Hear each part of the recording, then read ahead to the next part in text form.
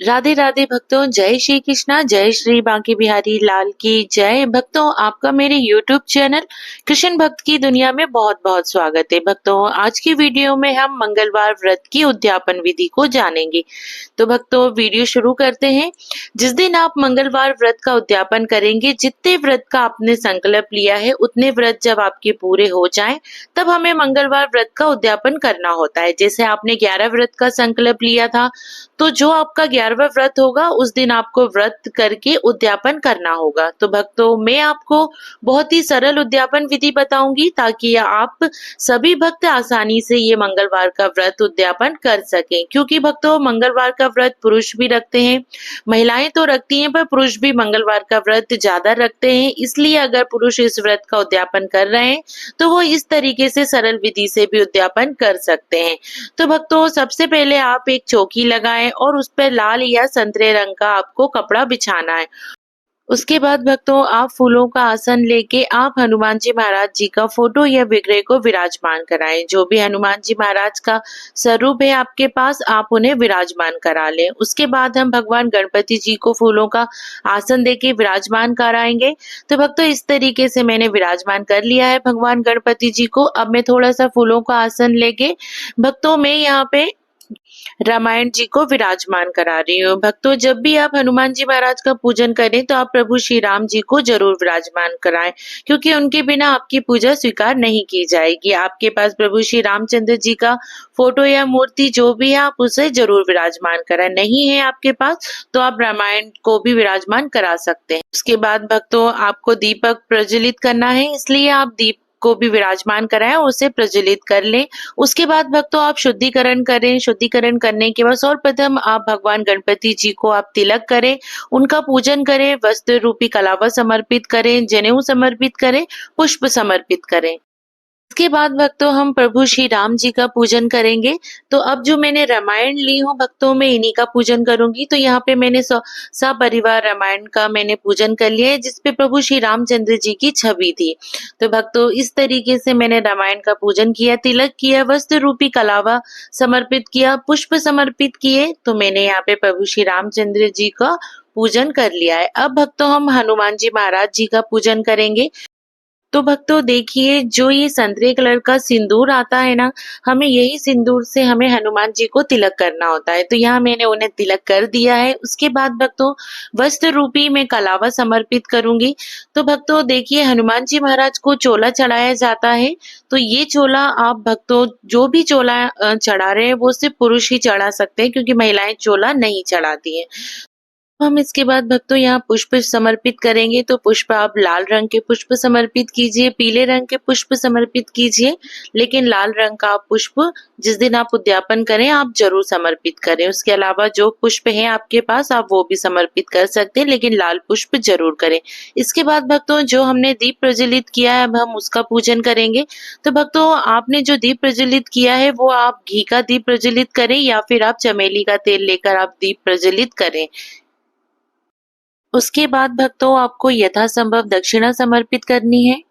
भक्तों, अब हम भोग समर्पित करेंगे। तो हम भगवान गणपति जी को अलग से भोग समर्पित करेंगे। भक्तों, हनुमान जी के व्रत में आप केले का भोग जरूर समर्पित करें और चूरमे का भोग जरूर समर्पित करें। अगर आप चूरमे के लड्डू नहीं समर्पित कर पाते हैं तो आप बूंदी के लड्डू, मोतीचूर के लड्डू, बेसन के लड्डू या फिर आप जलेबी भी भोग में समर्पित कर सकते हैं। जिस दिन आप उद्यापन करें उस दिन 1.25 किलो जो भी लड्डू का आप भोग समर्पित कर रहे हैं वो 1.25 किलो होना चाहिए, या आपको 7 लड्डू का भोग तो आपको समर्पित करना ही है। तो भक्तों याद रखिए, अगर आप 1.25 किलो आप भोग समर्पित नहीं कर पाते हैं तो 7 लड्डुओं का भोग तो आपको जरूर से जरूर समर्पित करना ही है। उसके बाद भक्तों, हम धूप दिखाएंगे, दीप दिखाएंगे। इस तरीके से हमें धूप दीप दिखानी और हमें तुलसी पत्र समर्पित करने हैं। तो पहले हम सिया रामचंद्र जी को समर्पित करेंगे, फिर हम हनुमान जी महाराज को समर्पित करेंगे। उसके बाद देखिए भक्तों, यहाँ पे अब हम हनुमान चालीसा का पाठ करेंगे। तो देखिए, इस तरीके से हमें हनुमान चालीसा का पाठ करना है।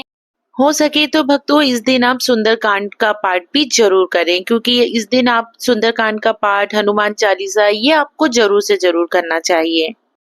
इसके बाद भक्तों मैं आरती करूंगी। आरती चाहे तो जो आपने दीप प्रज्वलित किया है आप इससे कर सकते हैं या फिर आप अलग से कपूर आरती कर सकते हैं।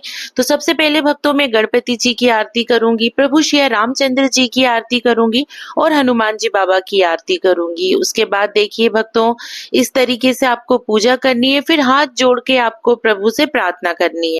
आप महाराज जी से कहें कि हे हनुमान जी महाराज, मेरे बालाजी महाराज, मैंने आपके व्रत का संकल्प लिया था, उतने व्रत आज मेरे पूर्ण होते हैं, तो आज मैं ये आपका व्रत का उद्यापन कर रहा हूँ या कर रही हूँ।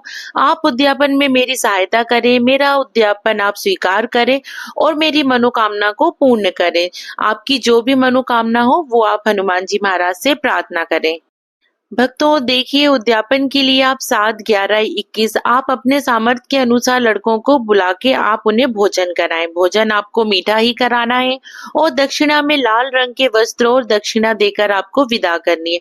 आपको याद रहे भक्तों कि आपको इस दिन नमक का भोजन आपको नहीं करना है और ना ही आप जिन लड़कों को आप घर में बुला के भोजन करा रहे हो ना ही आपको उन्हें नमक का भोजन देना। आपको सिर्फ और सिर्फ मीठा भोजन ही देना है, जैसे बूंदी, लड्डू, चूरमा, जलेबी, इस तरीके का भोजन आपको कराना है। और भक्तों देखिए, और आपको उन सभी लड़कों का आशीर्वाद लेना है और आप उन सभी लड़कों को लाल रंग का वस्त्र देकर और दक्षिणा देकर आप उन्हें विदा करें। तो भक्तों इस तरीके से आपका उद्यापन पूर्ण हो जाएगा।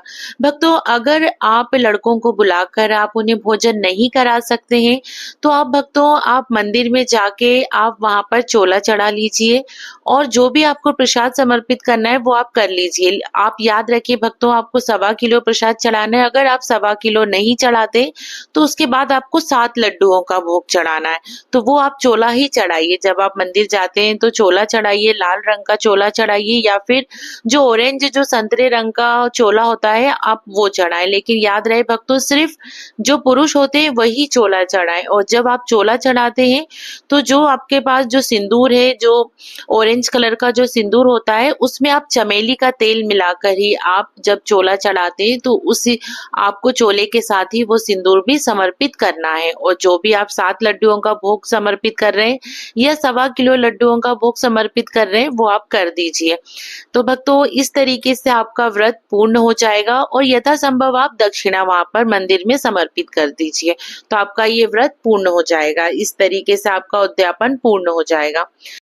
तो जो भी आपने प्रसाद चढ़ाया है हनुमान जी महाराज के व्रत विधि में, ये आप प्रसाद सभी में बांट दें और जो भी पुष्प वगैरह हैं ये सब आप अपने बगीचे में या आप अपने गमले में डाल सकते हैं। भक्तों जो लोटे में जल है वो आप सूर्य देव को अर्घ दे दीजिए। भक्तों एक बात का ध्यान रखें कि ये जो आप चौकी लगाते हैं ये आपको चौकी उसी दिन नहीं उठानी है, आपको अगले दिन उठानी है। तो भक्तों इस तरीके से ये आपका ये व्रत है ये पूर्ण हो जाएगा।